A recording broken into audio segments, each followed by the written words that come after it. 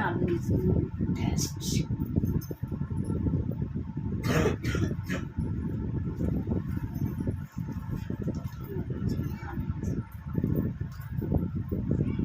ప్రేమగల తండ్రి, చిన్నగల దేవాన్ని బంగారు పదాలు స్తోత్రాలు చెల్లిస్తున్నాను తండ్రి.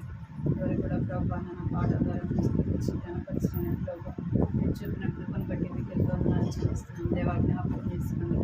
నాన్న వాక్య ద్వారా మీరు మాట్లాడని ప్రభావం ఇస్తున్నాను వినడానికి నాన్న సహాయించండి ప్రభావ కనిపించండి. మీరు మాట్లాడమని ప్రార్థిస్తున్నాను తండ్రి. మీరు మాట్లాడుకునే తప్ప మీరు చేయలేదు ప్రభావ కనికరించండి.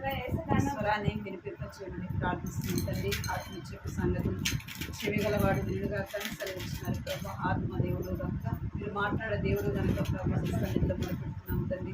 కనికరించండి ప్రభావ, సహాయించండి. నాకు మాకు ప్రభావ ఏ మాటలైతే అవసరమో ప్రభావ వాటి ద్వారా మీరు మాట్లాడండి. మాకు వినే చెవి గ్రహించండి, ఆశ్రయించండి. మా దృష్టి మా గమనం ప్రభావ మీద ఉంచడానికి నేను చూపించిన బిడ్డలు కూడా మీరు స్వాధీనించుకోండి. కొద్ది సమయం ప్రభావ నీ సన్నిధిలో ప్రార్థించడానికి మీరే సహాయం చేయమని మీకు ఎంతో వందనాలు చెల్లించుకుంటూ నన్ను చదువు పట్టిస్తున్నాను ప్రభావ. బలహీనరాలి నన్ను బలపరచండి. నా నోటి ప్రభావ మీ మాటల నుంచి వ్యర్థమైన మాటలు, వ్యర్థమైన తలంపులు, ఆలోచనలు నా నోటి రాకుండా సహాయించండి. మాట్లాడే ప్రతి మాట కూడా ప్రభావ నా తండ్రి దేవ నాకు మాకు కుటుంబానికి క్షేమకరమైనవి నాన్న ప్రభావ మీరు మాట్లాడండి, సహాయించండి. మీకు ఎంతో వందనాలు చెల్లిస్తాను. సమయాన్ని మీ చేతులు తప్పించుకుంటూ యేసుక్రీస్తు నామములో స్తుతించి ప్రార్థించి అడిగి పెట్టుకున్నాను తండ్రి. ఆమేన్.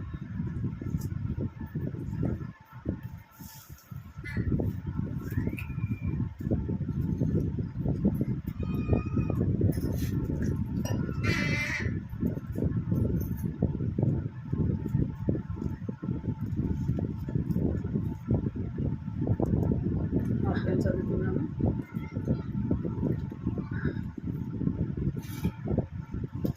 రెండో కొరింథీ 6వ అధ్యాయం 14వ వచనం.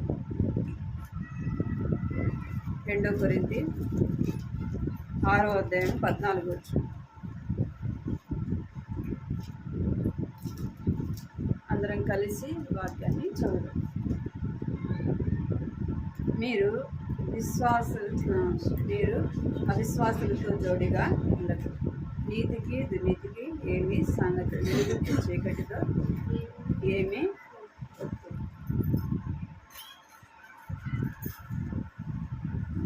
ఒక మాట చదువుదాము.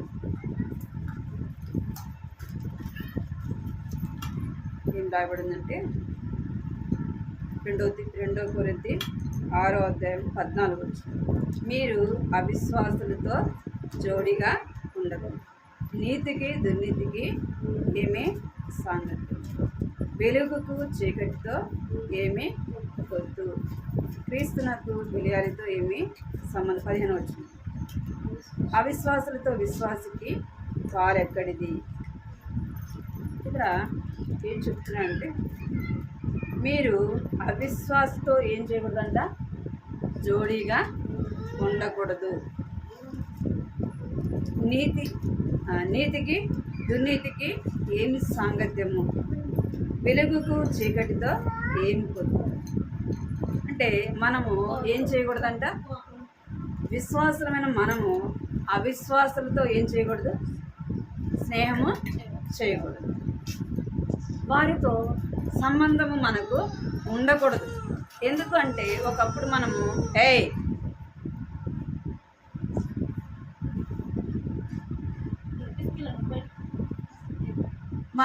దేవుని బిడ్డలమైన మనము ఎవరితో సాంగత్యం చేయకూడదంట అంటే అవిశ్వాసులతో సహవాసము చేయకూడదు.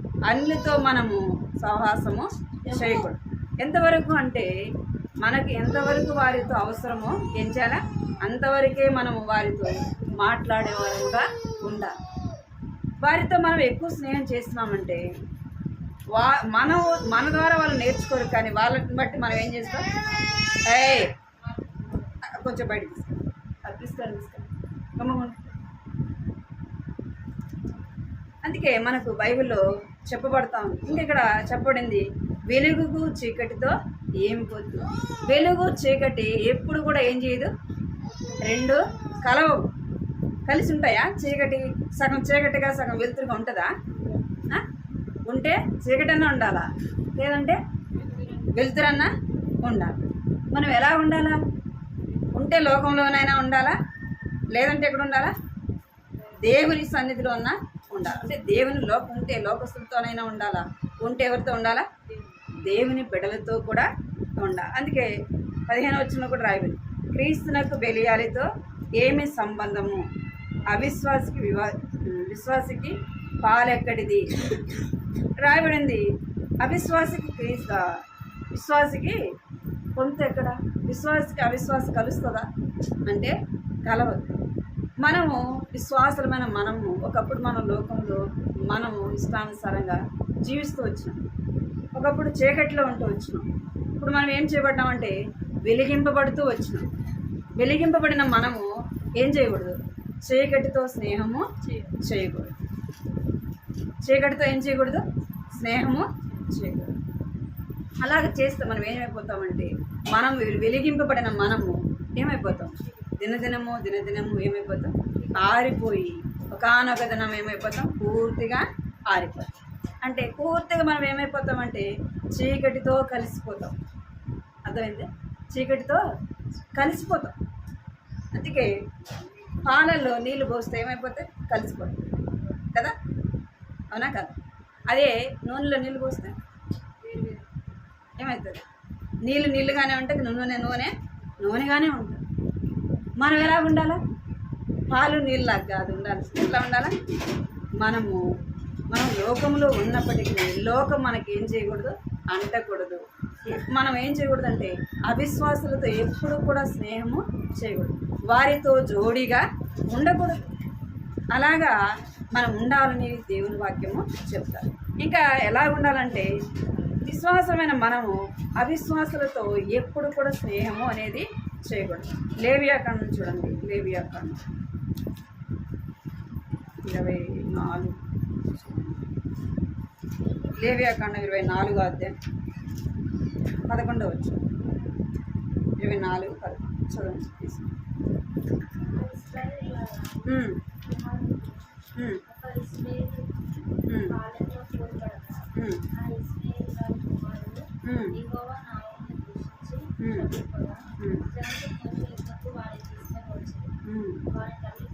పది నుంచి చూద్దాం. 10, 11.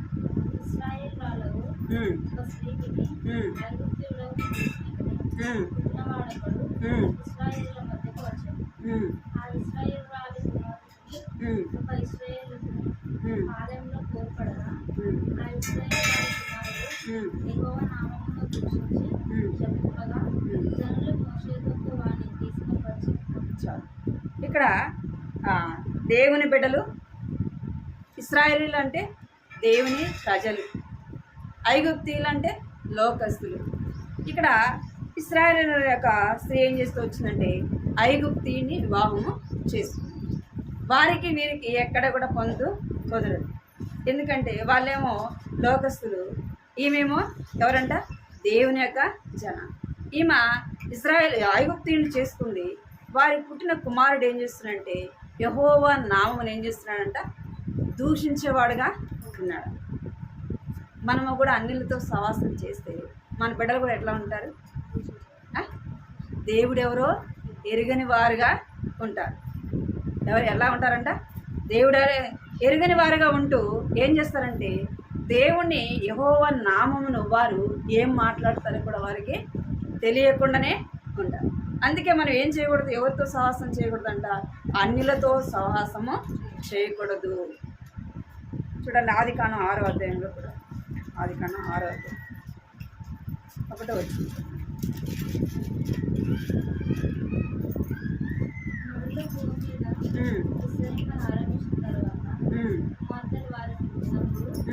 దేవుని కుమారులు చెప్పని వారి నుంచి వారందరిలో తనకు మనసుకు వచ్చిన స్త్రీలను వివాహం చేసుకోవాలి. ఇక్కడ ఎవరంట? నరులు కుమారులు భూమి మీద విస్తరించిన ఆరంభించినప్పుడు తర్వాత ఏం చేస్తూ వచ్చినారంటే తమకు ఇష్టం వచ్చిన వారిని ఏం చేస్తూ వచ్చినారు? వివాహము చేసుకుంటూ వచ్చినారు. తమకు ఇష్టం వచ్చినట్టుగా ఏం చేస్తూ వచ్చినారంట? వివాహము చేసుకుంటూ వచ్చినారు. అంటే తమ ఇష్టము ఏమంట? ఏమైందంటే ఇష్టము అంటే మనం అనేకసార్లు ఏం చేస్తామంటే మన ఇష్టాన్ని నెరవేర్చుకునే వారముగా ఉంటాం. ఎవరి ఇష్టం నెరవేర్చే వారముగా ఉంటాము? ఇక్కడ జనాలు ఎవరి ఇష్టము? మన ఇష్టం, నా ఇష్టం అంటాం కదా. ఏదైనా చేయొద్దంటే పిల్లలు ఏమంటారు? ఎందుకు అది చేస్తున్నంటే నా ఇష్టం, నువ్వెవరు అడిగేదానికి. మొదటిదిగా మనం చూసేది ఏంటంటే నా ఇష్టము అనేది మనలో ఉండకూడదు. ఎవరిష్టము? నా ఇష్టం వచ్చినట్టు చేస్తా, నా ఇష్టం వచ్చిన కాడికి పోతా. ఏమంటా పిల్లలతో సహా అంటారు అన్నమాట. నా ఇష్టం వచ్చినట్టు చేస్తాను, నువ్వెవరు అడిగేదానికి. అంటే ఇక్కడ నీ ఇష్టము నా ఇష్టం అనేది జరగకూడదు. ఎవరిష్టం జరగాల?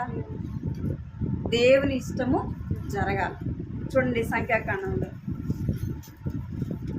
సంఖ్యాకాండం 36వ అధ్యాయం, చూడండి సంఖ్యాకాండం 36వ అధ్యాయం 6వ వచనం. సంఖ్యాకాండం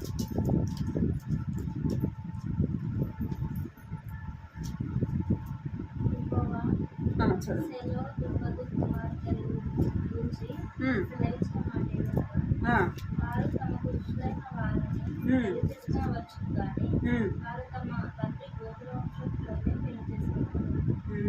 ఇక్కడ ఎంత స్పష్టంగా చెప్పబడింది మాట చూడండి. యెహోవా సెలెపేతు కుమార్తెలను గూర్చి సెలవిచ్చిన మాట ఏదనగా, వారు తమ ఇష్టమైన వారిని పెళ్లి చేసుకొనవచ్చును, కానీ వారు తమ తండ్రి గోత్రము నుండే పిలిచి తమకు ఇష్టమైనట్టు చేసుకోవచ్చు. కానీ అక్కడ దేవుడు చెప్తున్నాడు, ఏమని చెప్తున్నాడంటే వారు ఏం చేయాలంట? తమకి ఇష్టం వచ్చినట్టు చేసుకోవచ్చు. కానీ అంటే అక్కడ ఏముంది? ఆగాల. మనం ఆగే దాన్ని ఆలోచించాలి. చేసుకోవచ్చు, కానీ అలాగూ చేసుకుంటే వారికి ఏముండదు? స్వాస్థ్యం అనేది ఉండదు. అందుకే ఏం చేయాలంట? తమ తండ్రి గోత్రము చొప్పున చేసుకోవాలి. అప్పుడు వారికి ఏమొస్తుందంటే స్వాస్థ్యాన్ని పొందేవారుగా ఉంటారు. నేను ఆ జీవితంలో మనం ఏం చేస్తామంటే అనేక సార్లు మన ఇష్టం, నా ఇష్టము అంటాం. నా ఇష్టం వచ్చినట్టు చేస్తాం, నా ఇష్టం వచ్చిన కడిగిపోతాం కదా. నన్ను ఎవరు అడుగుతారు అంటే దేవుని బిడలముగా చేయబడినాక, రక్షింపబడిన తర్వాత మన మీద మనకేముండదు? అధికారము ఉండకూడదు. నీ ఇష్టం అన్నమాట ఉండకూడదు. నీ ఇష్టాన్ని నువ్వేం చేయాలంటే చంపుకోవాలి. నీ ఇష్టాన్ని నువ్వేం చేయాలా? చంపుకోవాలి. నీ ఇష్టాన్ని నువ్వు చంపుకోవాలా? ఎవరి ఇష్టానికి అప్పగించుకోవాలా? ఎవరిష్టానికి? దేవుని ఇష్టానికి అప్పగించుకోవాలి. దేవుని ఇష్టానికి అప్పగించుకున్నప్పుడు ఆయన ఏం చేస్తాడంటే మన పట్ల తన చిత్తాన్ని నెరవేరుస్తాడు. తన ఇష్టాన్ని నెరవేర్చు. నీ ఇష్టము నా ఇష్టం ఏం చేస్తుందంటే మనకు నష్టాన్ని కలిగిస్తుంది కదా. నీ ఇష్టం నా ఇష్టం ఏం చేస్తుంది? ఇప్పుడు ప్రస్తుతం జరిగేది ఏంది? అదే కదా. సమాజంలో ఏం చేస్తున్నారు పిల్లలు కదా, తెలిసి తెలియని వయసులో ఏం చేస్తున్నారు? నా ఇష్టం వచ్చిన వాళ్ళని నేను చేసుకుంటాను కదా. ఏమంటున్నారు? నా ఇష్టం వచ్చిన వాళ్ళు నేను వివాహం చేసుకుంటాను. ఎవరు అన్నారు బైబిల్లో ఒక మాట? ఆ మాట అన్నారు ఎవరు చెప్పండి?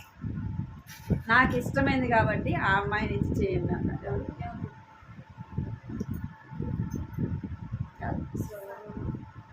కదా చెప్పేవాళ్ళ సంసోన్ చూడండి, న్యాయాధిపతి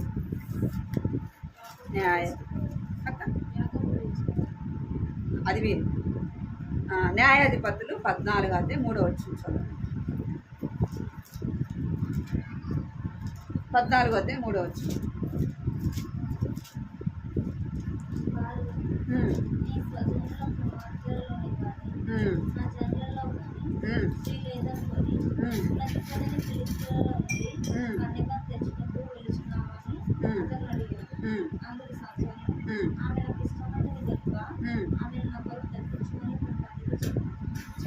ఏమంటున్నాడు ఇక్కడ? సంసోను ఎలాంటి వాడంటే నాజీరు చేయబడిన వాడు. దేవుని కొరకు ఏం చేయబడినాడంట? నాజీరు చేయబడినవాడు. సంసోను పుట్టక మునిపే సంసోను ఎలాంటి వాడో అని దేవుని చేత వారి యొక్క తల్లిదండ్రులైన వారికి ఏం చేయబడింది? తెలుపబడుతూ వచ్చింది. సంసోను ఎలాగంటే 14వ అధ్యాయం 3వ వచనం. న్యాయాధిపతులు 14వ అధ్యాయము 3వ వచనం. ఇక్కడ సంసోను గురించి ముందుగానే తెలియబడింది కదా. నాజీరు చేయబడిన వాడు దేవునికి. అయితే తల్లిదండ్రులు చిన్నప్పుడు ఎవరికి చెప్పిండొచ్చు? సంసోనికి చెప్పిండవచ్చు, నువ్వు ఇలాగ అవుతావంట దేవుని కొరకు అని చెప్పిండవచ్చు. అయితే సంసోను రాను రాను ఏమైపోతూ వచ్చినంటే తను ఎవరితో స్నేహం చేస్తూ వచ్చినంటే ఫిలిష్తీయులతో స్నేహము చేస్తూ వచ్చినాడు. తన ఇష్టానుసారంగా తను ఏం చేస్తూ వచ్చినంటే జీవిస్తూ వచ్చినాడు. ఇంకేం చేస్తున్నట్టే ఫిలిష్తీయులో ఉన్న ఒక అమ్మాయిని చూసి తను ఏం చేస్తూ వచ్చినంటే ఇష్టపడుతూ వచ్చినాడు. తల్లిదండ్రులు లేని వారు అంటున్నారు, ఏమంటారంటే నా జనులలో లేరా, నువ్వెందుకు ఫిలిష్తీయుల అమ్మాయిని అంటే ఆ అమ్మాయి నాకు ఏమైందంటే ఇష్టమై ఉంది, ఆ అమ్మాయిని నాకు తెచ్చి వివాహం చేయను అంటే తన ఇష్టము తనకేం కలుగజేస్తూ వచ్చిందంటే నష్టాన్ని కలుగజేస్తూ వచ్చింది. సంసోను ఇష్టమైందని ఆమెను చేసుకున్నాడు. ఏం చేస్తున్నాడు అంటే తన బలము దేవుని కొరకు నాజీరు చేయబడిన వాడు ఏం చేయబడిన అంటే దాగోను గుడిలో కట్టబడుతూ వచ్చినాడు. ఇంకేం చేయమంటే తన గుడ్లు ఏం చేయబడుతూ వచ్చినాయి, పీకి వేయబడితే 2 కళ్ళు కూడా పెరికి వేస్తూ వచ్చినాడు. అంటే తను దేవుని కొరకు ప్రతిష్ఠింపబడి అయినప్పటికీ తను ఏం చేస్తూ వచ్చినాడు, అలాగూ దేవుని కొరకు జీవించలే కదా, దేవుని ఇష్టాన్ని తన జీవితంలో నెరవేర్చలే. ఎవరి ఇష్టాన్ని నెరవేర్చుకున్నా అంటే తన ఇష్టాన్ని నెరవేర్చుకున్నాడు. నా ఇష్టము నాకు ఇష్టమైంది. ఇప్పుడు సమాజంలో జరిగేది కూడా అది, నా ఇష్టము కదా. తల్లిదండ్రులు అయిన వారు తల్లిదండ్రులు చెప్పినట్టు వింటున్నారు పిల్లలు, నా ఇష్టమైంది కదా, నువ్వేంది చెప్పేది అని ఇష్టం వచ్చినట్టుగా ఏం చేస్తున్నారు, వివాహాలు చేస్తున్నారు, వెళ్ళిపోతున్నారు. తద్వారా వాళ్ళు ఏమైనా సంతోషంగా ఉంటున్నారా? తమ ఇష్టాన్ని నెరవేర్చుకుంటున్నారు కదా, తమకి ఇష్టమైంది కదా, ఏమైనా సంతోషాన్ని అనుభవిస్తున్నారా అంటే తమ జీవితాల్లో ఏముండదు, సంతోషము ఉండదు. అప్పుడు అనుకుంటారు కదా, ఏదైనా జరగరాని జరిగితే అప్పుడేమంటారు, అది మా అమ్మ చెప్పింది నేను వినలే, మా నాన్న చెప్పాడు నేను వినలేదు, ఇప్పుడు ఈ కష్టానికి ఈ నష్టానికి ఎవరు, నేనే బాధ్యత అని ఏం చేస్తారంటే అర్థాంతంగా తమ జీవితాలు ముగించేవారుగా ఉంటుంది. మనం ఎవరి ఇష్టం చేయకూడదంట, మన ఇష్టము నా ఇష్టము అనేది మనము చేయకూడదు, మన ఇష్టాన్ని నెరవేర్చుకోకూడదు. ఎవరి ఇష్టాన్ని నెరవేర్చాలంటే దేవుని యొక్క ఇష్టాన్ని నెరవేర్చాలా కదా. దేవుని యొక్క ఇష్టాన్ని ఏం చేయాలంటే మనము నెరవేర్చే వారముగా ఉండాలి. లూకాసు వార్త 16వ అధ్యాయం 25, 16వ అధ్యాయం 25 వచ్చు. లూకాసు వార్త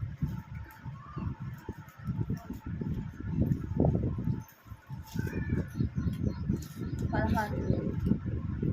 అందుకు అబ్రహాము, కుమారుడా, నీవు నీ జీవితకాలమందు నీకు ఇష్టమైన సుఖం అనుభవించుకుంది, అలాగనే లాజరు కష్టం అనుభవించినట్టు జ్ఞాపకం చేసుకోవాలి. ఇప్పుడైతే వాడు ఇక్కడ నెమ్మది పొందుతున్నాడు, నువ్వు యాతనపరచు. చాలు.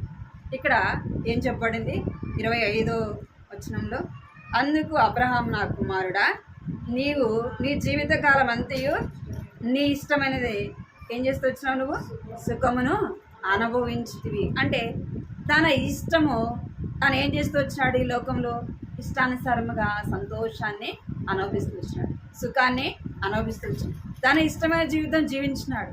అయితే ఒక దినాన ఏమైపోయినాడు, తన ఇష్టాన్ని నెరవేర్చుకుని ఎక్కడికి వెళ్ళిపోయినాడు, మరణం వచ్చింది. ఎక్కడికి పోయినాడు, నిత్య నరకానికి వెళ్ళినాడు.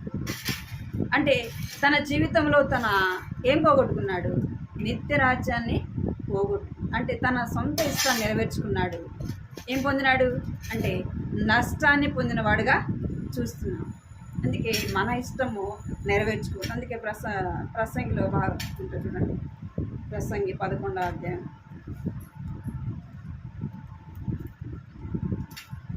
11వ అధ్యాయం 11:9 చూడండి. ప్రసంగి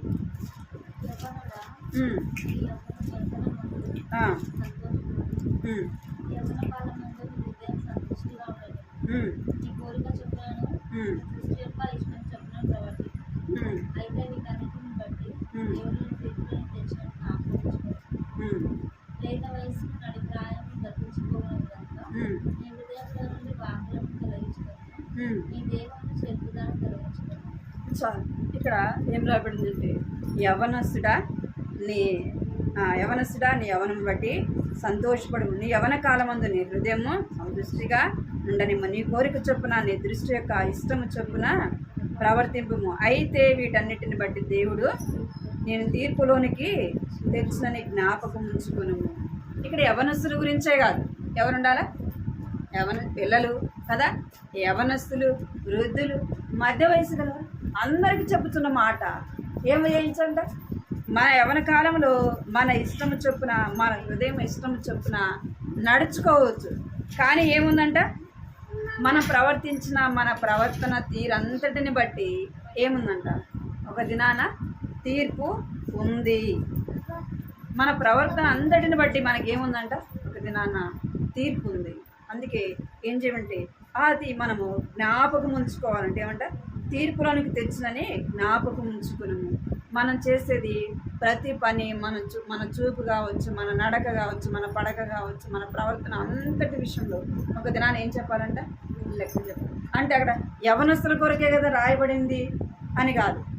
మరి ఏమనుకుంటాం? అక్కడ యవనస్తుల గురించే కదా చెప్తుందంటే భూమి మీద బ్రతికి ప్రతి మనిషి కూడా ఒక దినాన్ని ఏం చెప్పాలంట? దేవునికి లెక్క చెప్పాలా అని మనం ఏం చేయాలంటే జ్ఞాపకం ఉంచుకోవాలి. అందుకే మన ఇష్టాన్ని మనం నెరవేర్చుకోకూడదు. ఏం చేయకూడదు? మన ఇష్టాన్ని నెరవేర్చుకుంటే మనం ఏం చేస్తామంటే ఒక నష్టపోయే వారంగా ఉంటాం. మనకు తెలియకపోవచ్చు, మనకి ఇష్టంగా అనిపించినప్పుడు మనకేం తెలియదు, దాని ద్వారా వచ్చిన నష్టం మనకి తెలియదు. అందుకే పిల్లలు కూడా నా ఇష్టం అంటారు, కానీ దాని ద్వారా వచ్చే నష్టము వారు గుర్తించకనే ఏం చేస్తారు?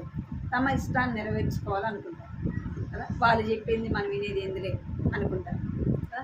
వాళ్ళు చెప్పింది నేను చేసేది ఏమిలే, నాకు తెలుసు, నాకు అన్నీ అనుకుంటారు. అంటే భవిష్యత్తు కావచ్చు, అది ఏదైనా కావచ్చు, ఎవరి మాట వినాలా? దేవుని ఇష్టానికి అప్పగించుకోవాలి. ఎస్తేర్ని కూడా మనకి జ్ఞాపకం చేసుకుంటే ఆమె ఎవరి ఇష్టానికి అప్పగించుకుందంటే ఏగేలు చేతికి అప్పగించుకుంది. ఎప్పుడు అంటే రాజు దగ్గరికి వెళ్ళవలసిన సమయం వచ్చినప్పుడు వస్త్రధారణ కావచ్చు, అవి ధరించుకుంటున్న అన్నిటి విషయంలో ఎవరికి అప్పగించుకుంది? ఆమె ఇష్టపడి ఏమి కోరుకోలే. ఎవరికి అప్పగించుకుందంటే ఎవరైతే రాజు దగ్గర ఉండి వారిని సిద్ధపరుస్తారో వాళ్ళ చేతికి ఆమె అప్పగించుకుంది. వాళ్ళకి తెలుసు. ఎందుకు అంటే రాజు దగ్గర ఉండే వాళ్ళకి రాజు ఎలాగుంటే ఇష్టపడతాడో ఎవరికి తెలుస్తుంది? రాజు మనస్తత్వం ఎవరికి తెలుస్తుంది? రాజు దగ్గర ఉన్న వాళ్ళకే తెలుస్తుంది. అది ఇప్పుడు మన ఇంట్లో ఉన్నాం, తల్లిదండ్రులైన ఆ యొక్క మనస్తత్వం ఎవరికి తెలుస్తుంది? పిల్లలకు తెలుస్తుంది. బయట వాళ్ళకి తెలుస్తుందా? తెలియదు. అట్లా ఎస్తేరు కూడా ఎవరికి అప్పగించుకుందంటే ఏగేలైన వారికి, అంటే తనను సిద్ధపరిచే వారికి తనను అప్పగించుకుంది. అప్పుడు వాళ్ళు ఏం చేస్తారంటే రాజు ఎలాగుంటే ఇష్టపడతాడు అలాగో ఎస్తేరు రాణిని ఏం చేస్తారు? వాళ్ళు సిద్ధపరిచి రాజు ఎదుటికి ఆమె వెళ్ళంగానే ఆమె ఏం పొందిందంట? రాజు దృష్టిలో దయ పొందింది. ఎంతోమంది ఆమె కంటే ముందు వెళ్ళారు రాజు దగ్గరికి, వాళ్ళందరినీ రాజు ఏం చేయలే? ఇష్టపడలే. ఆమెను చూడంగానే రాజుకి ఏం కలిగిందంట? దయ కలిగింది. అంటే ఆమె తన జీవితంలో ఏం కోరుకోలేదు? తన ఇష్టము నెరవేర్చుకోలేదు. తన ఇష్టాన్ని నెరవేర్చుకోలేదు. ఇక్కడ ఆమె ఏం చేస్తుందంటే అప్పగించుకుంటూ వచ్చి, నీవు నేను ఎవరికి అప్పగించుకోవాలా? దేవునికి అప్పగించుకోవాలి. మన పరలోక రాజ్యానికి వెళ్ళాలంటే మనం ఎలాగ ఉంటే తండ్రి అయిన దేవుడు ఇష్టపడతాడు ఎవరికి తెలుసు? కుమారుడికే తెలుసు కదా. కుమారుడికే, యేసు ప్రభు వారికే తెలుసు తండ్రి అయిన దేవుడు మనం ఎలాగుంటే ఆయన ఇష్టపడతాడని. మనం ఎవరికి అప్పగించుకోవాలి? కుమారుడైన యేసుక్రీస్తు ప్రభుకు నీవు అప్పగించుకోవాలి. నన్ను నేను ప్రభు నా ఇష్టం కాదు కదా, నా ఇష్టం కాదు, నీ ఇష్టమే నెరవేర్చు. నీవు ఇష్టపడినట్లుగా నువ్వు నన్ను సిద్ధపరచు, నీవు ఇష్టపడినట్లుగా నేను జీవించడానికి నాకు సహాయం చేయ ప్రభు అని అడగాలి. మొదటిది ఏం చేయకూడదు? మనము మన ఇష్టాన్ని నెరవేర్చుకోకూడదు, దేవుని ఇష్టానికి అప్పగించాలి. రెండవది మనం ఏం చేయాలంటే లోబడే వారంగా ఉండాలి. ఏముండాలంటే ఎవరికి లోబడాలా? చూడు, 1 పేతురు 5వ అధ్యాయం 5వ వచనం. 1 పేతురు 5వ అధ్యాయం 5వ వచనం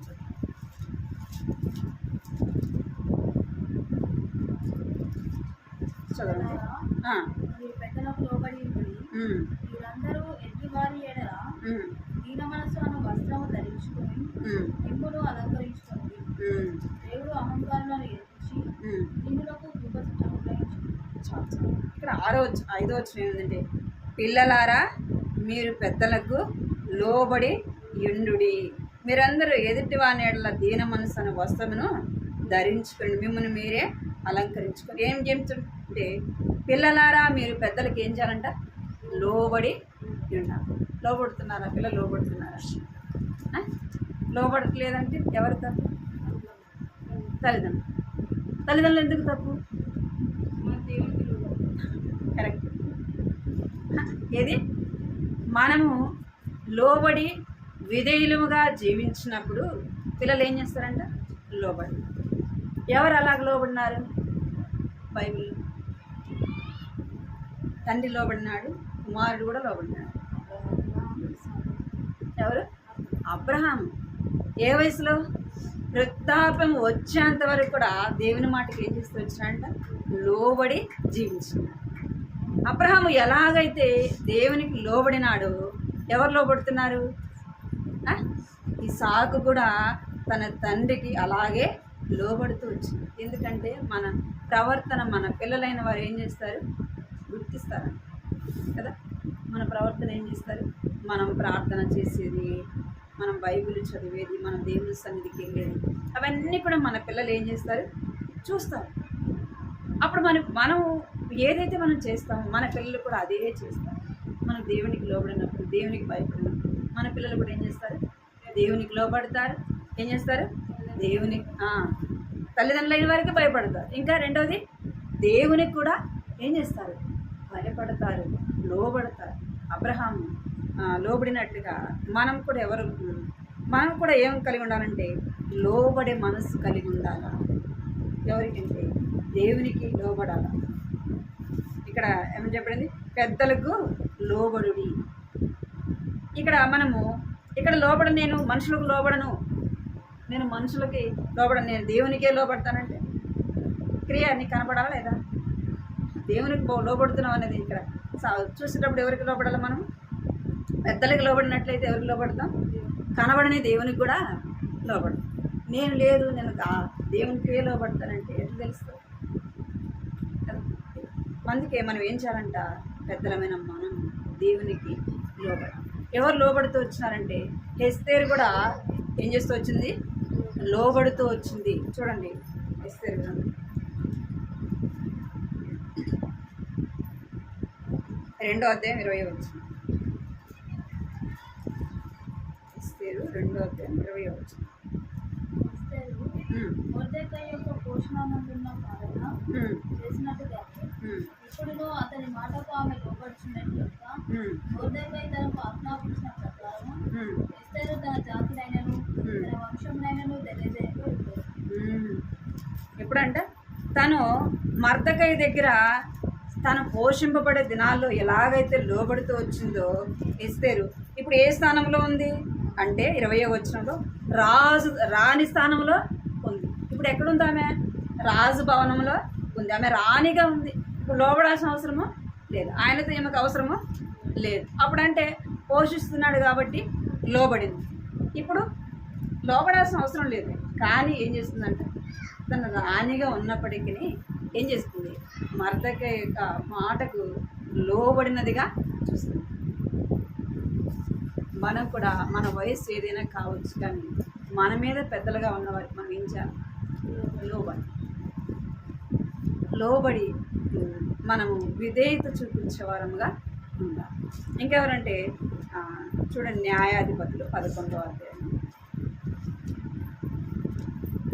11వ అధ్యాయం.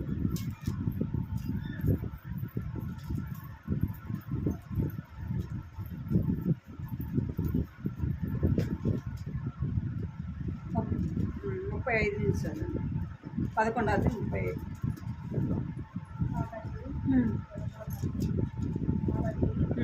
ఆమెను చూసి తన బట్టలను చింపుకొని అయ్యో నా కుమారి, నీవు నన్ను బలుగా కుంగజేస్తేవి, నీవు నన్ను తల్లడింప చేయి వారిలో మొదలై ఉన్నావు. నేను యెహోవాకు మాట ఇచ్చి ఉన్నాను కనుక వెనుక తీయలేదనగా ఆమె నా తండ్రి యెహోవాకు మాట ఇచ్చిందివా, నీ నోటి నుండి బయలుదేరిన మాట చొప్పున నాకు చెయ్యి. యెహోవా ఇశ్రాయేలీయులైన అమోరీయుల మీద పగ తీర్చుకొని ఉన్నాడని అతనితో అనెను. మరియు ఆమె నా కొరకు చేయవలసినది ఏదనగా 2 నెలల వరకు నన్ను విడువుము, నేను నా చెలికత్తలను పోయి కొండల మీద ఉండి నా కన్యాత్మను కూర్చి ప్రలాపించదనని తల్లితో చెప్పగా చాలు చాలు. ఇక్కడ ఎత్త ఎవరు? ఎత్త తనకు ఒక్కగానైనా ఒక్క కుమార్తె. ఈయన ఎత్త ఏం చేస్తున్నాడంటే శత్రువుల మీదకి యుద్ధానికి వెళ్ళినప్పుడు దేవుని దగ్గర ప్రార్థన చేస్తున్నాడు. ప్రభువా, నేను వారిని, నా శత్రువులైన వారిని జయించి తిరిగి నా రాజ్యానికి నేను వచ్చినప్పుడు ఎవరైతే మొదట నాకు ఎదురు వస్తారో వారిని నేనేం చేస్తా, బలి ఇస్తా అని చెప్పినాడు అన్నాడు. యుద్ధానికి ప్రార్థన చేస్తున్నాడు, యుద్ధానికి వెళ్ళినాడు. యుద్ధం జయించి శత్రువులను జయించి వచ్చినప్పుడు తన రాజ్యంలోకి రాగానే మొట్టమొదట ఎదురైన వ్యక్తి ఎవరు? కూతురే. మనం ఎక్కడికైనా బయటికి వెళ్తే ఎదురొచ్చేది ఎవరు చెప్పండి? పిల్లలే కదా. ఎప్పుడు వస్తుంది మా అమ్మ, ఎప్పుడు వస్తుంది మా నాన్న, ఎప్పుడు వస్తాడని ఏం చేస్తారు? ఎదురు చూస్తూ ఉంటారు కదా. రోడ్లోకి పరిగెత్తుకుంటూ వస్తారు. వాళ్ళకి మనం ఏమి తేకపోయినప్పటికీ వారు ఏం చేస్తారంటే మా అమ్మ ఎప్పుడు వస్తుంది, మా నాన్న ఎప్పుడు వస్తుంది, ఏం చేస్తారంటే ఎదురు చూస్తూ ఉంటారు. ఇక్కడ ఎత్తా కుమార్తె కూడా ఎదురు చూస్తూ ఉంది. ఆయన కూతురు చూడంగానే ఎత్తాకి ఏమొచ్చింది? దుఃఖం వచ్చింది, బాధ. ఎందుకంటే ఏం చేయాలి? ఒక్కగానొక్క కుమార్తెను ఏం చేయాలా? బలి ఇవ్వాలి. ఎంత బాధ ఉంటుంది చెప్పండి. తను బాధపడుతూ వచ్చినాడు. అయితే ఆ యొక్క కుమార్తె చెప్తుంది, ఎత్త చెప్పంగానే చూడండి ఆ మాట 36 వచ్చింది. ఆమె, నా తండ్రి యెహోవాకు మాట ఇచ్చి ఉంటివా, నీ నోటి మాట బయలుదేరిన మాట చొప్పున నాకు చేయుము. నువ్వు ఏదైతే దేవుని దగ్గర నువ్వు చెప్పుకున్నావో అది నాకు చేయుము. అంటే నేనేం చేయాలా? దేవునికి సమర్పించాలా. దేవునికి ఏం చేయాలి? నేను సమర్పించాలి. ఒకవేళ జంతువులను అయితే బలిచ్చుండేవాడు, మనిషి కాదు కదా, మనిషి కదా. దేవుని కొరకు ఏం చేయాలా? ప్రతిష్ఠించుకోవాలి. ఆమెకి ఇష్టాలు ఉండవా? తనకి ఇష్టం ఉంటుందా ఉండదా? యవన వయసులో ఉంది, తన ఇష్టం, తానే ఎలాగ జీవించాలా కదా అని తనకి ఇష్టం ఉంటుందా ఉండదా? ఉంటుంది. కానీ ఏం చేస్తూ వచ్చింది? తన ఇష్టం అంతా కూడా ఏం చేసుకుంది? పక్కన పెట్టేసింది. ఎవరి ఇష్టానికి అప్పగించుకుంది అంటే తండ్రి ఇష్టానికి అప్పగించుకుంది. తండ్రి, నువ్వు దేవునికి మాట ఇచ్చేటివా, అదే నా జీవితంలో చేయి. రెండోది ఏం చెప్తుందంటే, నువ్వు మాట ఇచ్చినావు కదా, ఆ మాట నా పట్ల జరిగించండి. అక్కడ ఏం కనపడుతుంది అంటే ఒక పక్క తన ఇష్టాన్ని తోసివేసుకుంది. రెండోది ఏం చేస్తుందంటే తన తండ్రి మాటకు లోబడినదిగా చూస్తుంది కదా. తన ఇష్టాన్ని పక్కన పెట్టింది.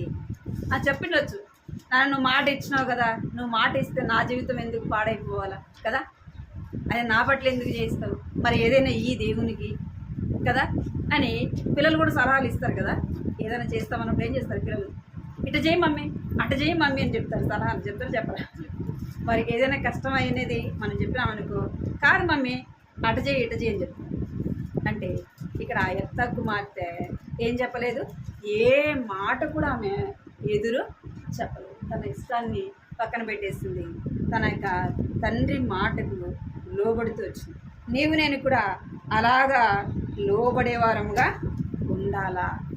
మొదటి సమయం చూడండి, 2వ అధ్యాయము. మొదటి సమయం 2వ అధ్యాయం 11వ చూడండి. తర్వాత ఎల్కానా రామాలోని తన 2వ అధ్యాయం 11వ వచ్చింది. 2:11 అదేనా?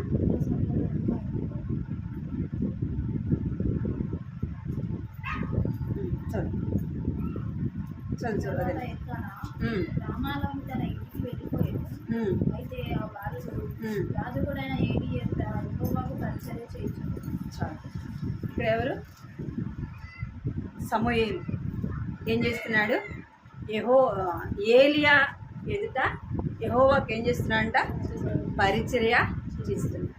అంటే ఇక్కడ ఏలి ఏ వయసులో ఉన్నాడు? వృద్ధాప్యంలో ఉన్నాడు. ముసలోళ్ళ మాట వింటారా? పిల్లలు వింటారా చెప్పండి? అమ్మమ్మో నాయనమ్మో ఏదన్నా తెమ్మని చెప్తే వింటారా? వినరు కదా. తల్లిదండ్రుల మాటే వినరు. ఇక మరి పెద్దోళ్ళ మాట విని లోబడతారా? ఇక్కడ సమూయేలు ఏం చేస్తున్నాడు అంటే ఏలి వృద్ధాప్యంలో ఉన్నాడు. ఏలీకి 2 కుమారులు ఉన్నారు. అయితే ఎవరు పరిచర్య చేస్తున్నాడు అంటే సమూయేలు ఏలి ఎదుట యెహోవాకు ఏం చేస్తున్నాడంట? పరిచర్య. వయసు చిన్న వయసు అయినప్పటికీ ఏం చేస్తున్నాడంటే ఏలి యొక్క మాటకు ఏం చేస్తున్నాడు? లోబడిన వాడుగా ఉన్నాడు. దేవుని మాటకు లోబడి ఏం చేస్తున్నాడంటే ఆ చిన్న వయసులోనే దేవుని సన్నిధిలో ఏం చేస్తున్నాడంట? పరిచర్య చేసేవాడుగా ఉన్నాడు. ఎవరు అలాగ పెంచారు అంటే తల్లి పెంచింది. అన్న ఏం చేస్తుంది? అలాగూ పెంచింది. అందుకే ఇక్కడ మొదటి అధ్యాయంలో 28లో వచ్చింది చూడండి. కాబట్టి నేను ఆ బిడ్డను యెహోవాకు ప్రతిష్ఠించుచున్నాను, తాను బ్రతుకు దినములన్నిటను వాడు యెహోవాకు ప్రతిష్ఠితుడని చెప్పాడు. అప్పుడు వాడు యెహోవాకు అక్కడనే మొక్కాడు. చాలు. ఏం చేస్తున్నాడంట? ఆ చిన్న వయసులోనే దేవుని సన్నిధికి రాగానే ఏం చేస్తున్నాడు? మొక్కుతున్నాడు. అంటే లోబడుట, విధేయత చూపించుట, తన ఇష్టం అనేది లేదు. ఎవరి ఇష్టానికి అప్పగించుకునంటే దేవుని ఇష్టానికి అప్పగించు, దేవుని మాటకు లోబడిన వాడుగా ఉంటున్నాడు. చిన్న వయసు నుంచే మనము నేర్పించాల్సినవి ఏంటివి? పిల్లలు వాళ్ళకి ఇష్టం వచ్చింది చేయడానికి కాదు. ఎవరిష్టం చేయాలి? తల్లిదండ్రులే లేక ఇష్టము చేయాలి. అలాగే చేయాలంటే చిన్నప్పటి నుంచే నేర్పించాలి. పెద్దయినాక రాదు. పెద్దయినాక చెప్తే ఏం చేస్తారు? పెద్దయినాక చెప్పినాం అనుకోండి ఏమైపోతారు? ఏదో ఒకటి చేసుకుంటారు. ఒక ప్రాణానికే ఏం చేస్తారు? నష్టం కదా. అది చిన్నప్పటి నుంచి నేర్పిస్తే, చిన్నప్పటి నుంచి నేర్పించడం ద్వారా వాళ్ళు పెద్ద అయినప్పుడు కూడా తమ ఇష్టాన్ని వారు నెరవేర్చుకోవాలని ఎప్పుడు కూడా అనుకోరు. ఇది నేను చేయకూడదు, ఇది ఏం చేయాలా, ఇది నేను చేయాలంటే ఎవరిని అడగాల? మా అమ్మని అడగాలి, మా నాన్నని అడగాలి. వారి ఇష్టమే నేను చెయ్యాలా అనేది వాళ్ళ మనసులో పడిపోదు. మన చిన్నప్పుడు వారిని మనం ఏమనకుండా పెద్ద వయసు వచ్చినాక మనం చెప్పినామనుకో లోపడతారా? లోపడదు. ఆ మాట ద్వారా వాళ్ళకి ఏమవుతుందంటే హృదయంలో నొచ్చుకొని ఏమైపోతారు? ఏదో ఒకటి చేయడానికి వాళ్ళు చేస్తారు. అందుకే చిన్నప్పటి నుంచే వారి మాట వినేది, విధేయత చూపించేది, లోబడేది, అవన్నీ కూడా ఎప్పటి నుంచి రావాలా? చిన్న వయసు నుంచే రావాలి. మనకు కూడా ఎప్పటి నుంచి రావాలా? రక్షింపబడినప్పటి నుంచి కదా. మనకి ఎన్ని సంవత్సరాలనే రావచ్చు. రక్షింపబడినప్పుడే ఏం జన్మ? మనకి నూతన జన్మ. ఇప్పుడు మనం రక్షింపబడి ఎన్ని సంవత్సరాలు మనకు ఆత్మీయంగా కూడా ఈ లోకంలో దేవుని కొరకు పుట్టింది ఎన్ని సంవత్సరాలు? ఒకవేళ ఇప్పుడు 2 సంవత్సరాలు అనుకోండి మీరు దేవుని నమ్ముతారు. ఇప్పుడు ఎన్ని సంవత్సరాలు? దేవునిలో పుట్టి ఎన్ని సంవత్సరాలు? 2 సంవత్సరాలు. లేదా 10 సంవత్సరాలు నేను దేవుని నమ్ముకొని ఇప్పుడు ఎన్ని సంవత్సరాలు? 10 సంవత్సరాలు. అంటే మనం దేవుని నమ్ముకున్నప్పటి నుంచి ఒకప్పుడు తెలియదు మనకి దేవుని కొరకు ఎలాగ బ్రతకాలో, ఎలాగ దేవుని మాట వినాలో, ఎలాగ లోబడాలో అవి తెలియదు. ఇప్పుడు దేవుని వాక్యం మనకు బోధించబడుతుంది కాబట్టి మనం ఏం చేయాలి? దేవుని నమ్ముకున్న ఇప్పటి నుంచి మనం ఏం చేయాలంటే దేవుని మాట వినేది, విధేయత చూపించేది, లోబడేది, పెద్దలైన వారికి లోబడేది. మనం అలాగ జీవిస్తున్నప్పుడు మన పిల్లలు కూడా ఏం చేస్తారంటే అలాగూ వారు కూడా జీవిస్తారు. అలాగ మనము ఉండాలి. మన బిడ్డలైన వారిని చిన్న వయసు నుంచే ఎక్కడ ఉండేది నేర్పించాలంటే దేవుని ఇంట్లో ఉండేది నేర్పించాలి. అది కష్టమైన, బాధైన, పరిస్థితి ఎలాంటిదైనా ఎక్కడ ఉండాలి? వాళ్ళు దేవుని ఇంట్లో ఉండాలి. ఇప్పుడు సమయాలను ఎప్పుడు తీసుకొచ్చి వదిలిపెట్టింది? పాలు వదిలిపెట్టంగానే వదిలిపెట్టింది. పాలు మర్చిపోయినాడు, దేవుని ఇంట్లో వదిలిపెట్టింది. స్నానం చేసేది తెలుసా? బట్టలు ఉతుక్కుండే తెలుసా? మరి ఏలి ఏమన్నా వయసులో ఉన్నాడు ఏదైనా చేయడానికి? ఆమె ఏం చేస్తుంది? మ్రొక్కుకుంది, దేవునికి అప్పగించింది. అరే నా పిల్లోడు నేను వదిలిపెడితే నా పిల్లోడికి కష్టమవుతుందేమో, స్నానం ఎవరు చేపిస్తారు, బట్టలు ఎవరు ఉతుకుతారు అనుకుందా? అనుకుంటే సమూయేలు అంత పెద్ద ప్రవక్త అయ్యేవాడు కాదు కదా. చిన్న వయసులో దేవుని స్వరాన్ని వినిండేవాడు కాదు. మనం ఏం చేయాలా? కొడుకుని వీపీఎస్ పంపించమంటే ఏం చెప్పి, అమ్మో పోయినసారే మా పిల్లోడు చాలా బాధపడినాడు, ఈసారి అయితే అస్సలు పంపాము, మేము దగ్గర అయితేనే పంపిస్తాం కదా, మా ఇంటి పక్కన అయితేనే పంపిస్తాం. ఏం నేర్పిస్తాం మనం పిల్లలకి? నువ్వు ఈ లోకంలో ఏదైనా నువ్వు సంపాదించి పెట్టచ్చేమో, కానీ దేవుని ఎందు భయం మాత్రం నువ్వు నేర్పించలేదు అని నువ్వు ఏమి ఇవ్వకపోయినా ఏమి ఇవ్వాలి పిల్లలకి? దేవుణ్ణి ఇవ్వాలి. దేవుణ్ణి ఇవ్వాలంటే కొత్త బైబిల్ ఇస్తే చాలా మరి వాడు చదవద్దా? దేవుని మాట వినొద్దా? మరి ఎట్లా వింటాడు? కష్టమైన నష్టమైన ఎక్కడ చేయాలి? మేము యూత్ మీటింగ్కి పోయినాం. ఎంత బాధ అంటే అంత బాధ, చెప్పలేనంత బాధ. మద్రాసు పోయినామా, నాకు ఆరోగ్యం బాగాలేదు, మద్రాసు పోయినామా, వారం రోజులు రెస్ట్ అన్న మాట లేదు. డాక్టర్ ఏం చెప్పినంటే రెస్ట్ తీసుకోమని చెప్పాను. పోయినాం, వారం రోజులు అయిపోయింది. వచ్చిన మళ్ళీ 2 రోజులకి ఎక్కడ పోయినాం? యూత్ మీటింగ్ పోతే ఎంతమంది? 15,000 మంది. పడుకోవటానికి ప్లేస్ లేదు తెలుసు, కూర్చోటానికి ప్లేస్. ఎంతసేపు కాళ్ళు మడిచి మడిచి మడిచి మడిచి కూర్చోవచ్చు. పడుకుంటే కూడా ఏం చేయాలా?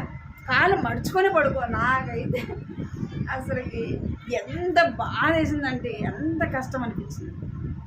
తెరిసా ఉంది, నర్సాపూర్ పిల్లలు ఇద్దరు ఉన్నారు.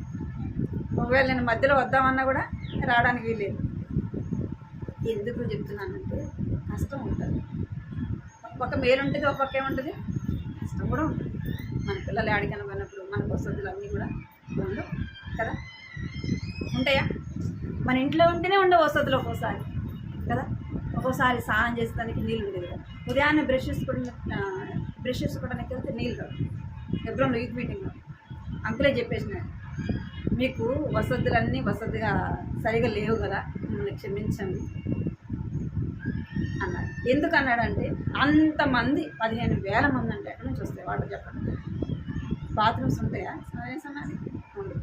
కానీ యవన పిల్లలు అంతమంది అయినా పరిస్థితులు అట్లా ఉన్నా దేవుని సన్నిధిలో వారం రోజులు ఉండగలిగినారంటే దేని బట్టి? దేవుని అందున్న భయము, దేవుని మందిరం పట్ల ఏముంది? ఆశ కదా. అందుకే వారు కష్టమైన నష్టమైన ఏం చేస్తున్నారు? భరించినారు. మనం కూడా అన్నీ మనకు వసతిగా ఉండవు. ఏముండాలా? మన ఇష్టాన్ని చంపుకోవాలి. రెండోది ఏం చేయాలంట? లోబడాలి. ఈ 2 నేను నా జీవితంలో ఉండటం ద్వారా ఆశీర్వాదం. ఏముంటుందంట? ఈ 2 మన జీవితంలో, మనం ఏ వయసులో ఉన్నా కానీ ఈ 2 మన జీవితంలో కలిగి ఉన్నప్పుడు మనకు ఆశీర్వాదకరంగా దేవుడు మనకు ఆ విధంగా సిద్ధపరిచాడు. ప్రార్థన చేస్తాం.